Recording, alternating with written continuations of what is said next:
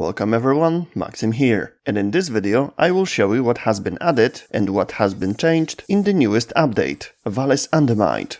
A new Warframe, new skins, new story quest, an Oberon rework, attenuation changes and much more. Let's get started. The biggest new thing, of course, is new Fungi Warframe, Nightcap. You can obtain him from a new character on Fortuna, Nightcap. You will gain access to him after completing the new war story quest. Missions take place underground, in mines overgrown with various mushroom types. One mission consists of several tasks, very similar to those you are familiar with from Yudico's bounties in Vallis. During these tasks, you can find various mushrooms as syndicate collectibles. You will also receive them for completing stages with a bonus. The entire Nightcap shop is a form of syndicate. You can use mushrooms you find to analyze them in the field guide. The more mushrooms you fully analyze, the higher your syndicate level is going to be. You can convert excess mushrooms into Fergolite in this window. This is the local currency which you can use to purchase the new Warframe, Nightcap. Its associated Archgun, Arbusep.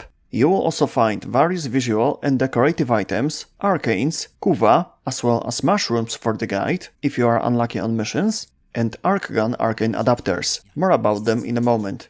There are 4 levels of bounties, and they are quite quick to complete. During these missions, you will encounter a new corpus sub-faction. Yes! Yes! Yeah! But they have the same vulnerabilities as regular corpus units. If you look carefully around the locations, you might come across 3 new Sonda cards and unique blueprints. In the Nightcap's room, you will also find the Prince. This is an unique mushroom that you can fertilize with Fergolite. By adding specific amounts, you will experience some unique visions. A new story quest appeared, The Teacher. It's meant to introduce players to modding equipment topic and explain the most important aspects. But even if you are already familiar with it, it's still worth completing. After you finish it, you will be rewarded with a new rifle, Thornback. To improve the clarity, there has been changes in few screens, for instance modding screen and in modding station. Of course, there are also new visual items. Lavos has received a deluxe skin, the same with Wukong. And another pack of Tenno skins has also been added to the game.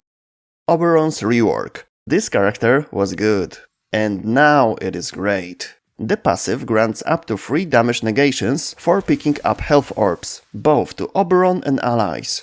With the first skill, you can completely strip targeted enemy's armor and overguard. Hit enemy loses 35% of his health, by default, up to 75%.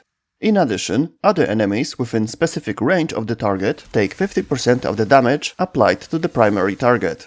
The second skill now always applies radiation to enemies, and the area of effect is no longer a square but circle. The third skill now works in a shared affinity area, and its energy cost has been reduced. It increases Oberon's armor by 50% and allies by 100%. Furthermore, healing effect is doubled if you use the third skill within the area of the second ability.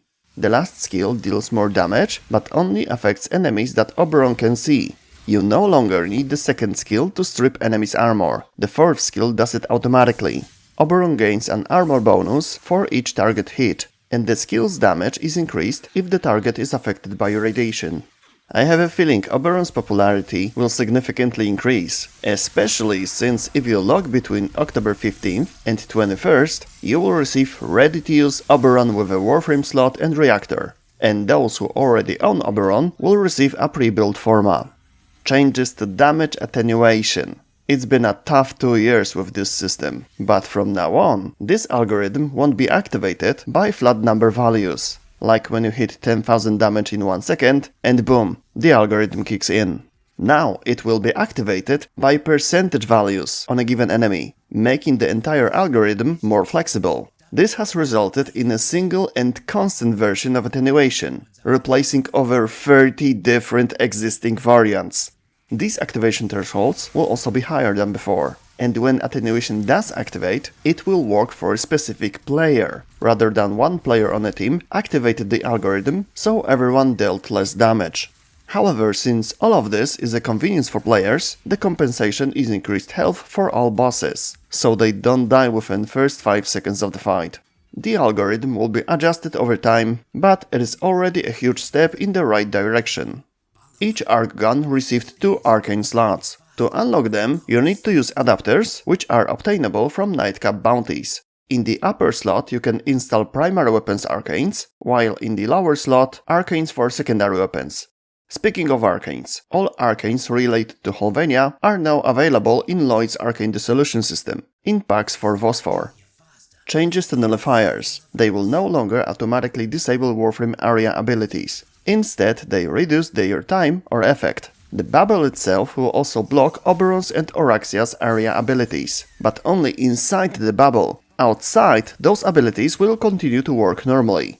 The Nullifier sphere will also deal continuous damage per second in Frost's snow globe, while touching it. Also increase the decay rate of Limbo Cataclysm and deplete magnetism faster. New augments have been added to the game for Lavos, Zaku, Styanax and Gyre. Cheaper decorations. Decorations purchased with Syndicate standing points from Oldman Sumbat, Onko, Hombask and Cephalon Simaris now cost less. The option to disable screen shaking while firing weapons has been added. When disabled, a diamond icon will appear in the middle of your screen, indicating where the bullets will travel. Some smaller changes and news. The spawn rate of Tekrot in Skaldra missions on Holvenia has been reduced. The number of favorite colors has been increased from 25 to 50.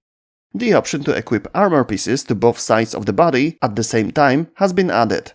Lighting has also been improved in numerous locations, such as Grenier Asteroid Tail Set or on the relays.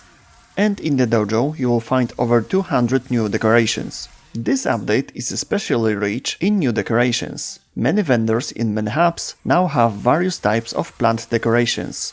And from now on, you can decorate the heads of the Drifter and Operator with Warframe signas.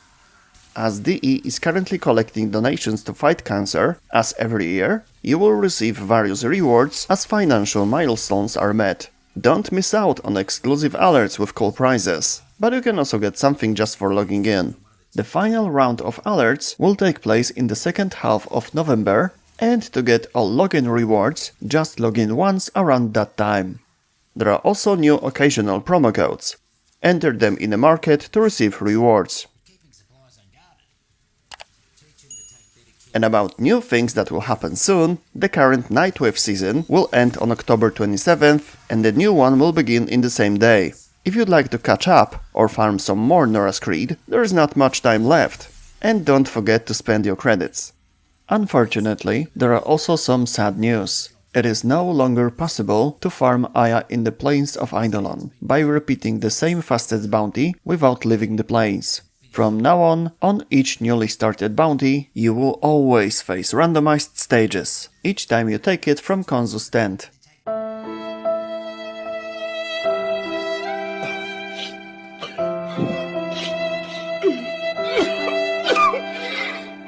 This randomness also applies to other open worlds. And that's all in this video. Keep an eye out for the Halloween Barrow. He will have some very interesting offerings. If you are interested in the full list of news and changes, you will find a link to the forum post in the video description. If you have any questions, the comment section is yours. You can also visit me on one of my streams on Twitch, link to the channel is in the description. See you next time, bye.